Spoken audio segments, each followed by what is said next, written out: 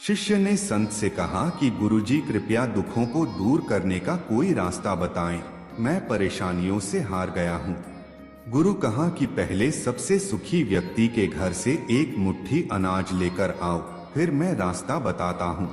सभी के जीवन में अलग अलग परेशानियां रहती हैं।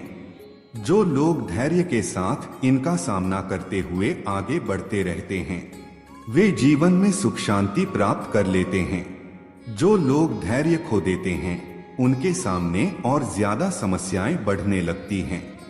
एक लोक कथा के अनुसार पुराने समय में एक शिष्य परेशानियों की वजह से बहुत निराश हो गया था।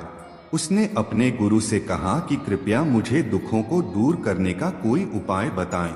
संत बहुत ही विद्वान थे, वे अपने शिष्य को अच्छी तरह जानते थे।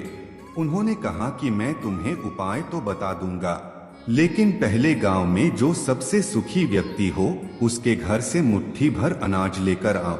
शिष्य गुरु की आज्ञा पाकर गांव में सबसे सुखी व्यक्ति खोजने निकल पड़ा। उसे एक व्यक्ति दिखाई दिया जो अपने घर के बाहर शांति से बैठा हुआ था। शिष्य ने सोचा कि ये सबसे सुखी होगा, इसीलिए आराम से बैठा है।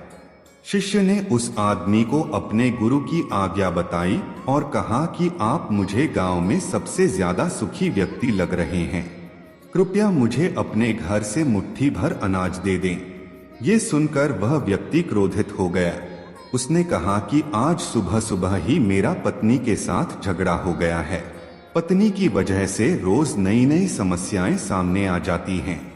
वह मेरी कोई बात नहीं मानती, हर काम अपनी मर्जी से करती है। समझ नहीं आ रहा है उसे कैसे ठीक करूं। शिष्य वहां से आगे निकल गया। कुछ देर बाद उसे फिर एक व्यक्ति दिखाई दिया। शिष्य ने उसे अपने गुरु की आज्ञा बताई। उस व्यक्ति ने कहा कि भाई, मेरा पड़ोसी बहुत धनवान है, उसके पास सभी चीजें हैं, मेरे पास तो कुछ नहीं है, मैं तो बहुत गरीब हूँ।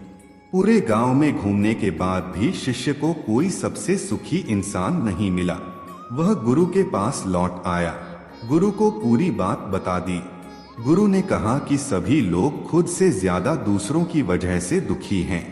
लोग खुद पर ध्यान नहीं देते हैं, यही दुखों का मूल कारण है। अगर हम सुखी रहना चाहते हैं तो हमें दूसरों पर नहीं, खुद पर ध्यान देना चाहिए। अपनी बुराइयों को दूर करें। कभी भी किसी दूसरे व्यक्ति से प्रतिस्पर्धा न करें। प्रतिस्पर्धा करनी ही है तो स्वयं के किए हुए पुराने कामों से करें। कभी भी दूसरों पर भरोसा रखकर कोई काम न करें। अपनी योग्यता पर भरोसा रखें और उसी के अनुसार काम करें। यही सुखी रहने का सूत्र है।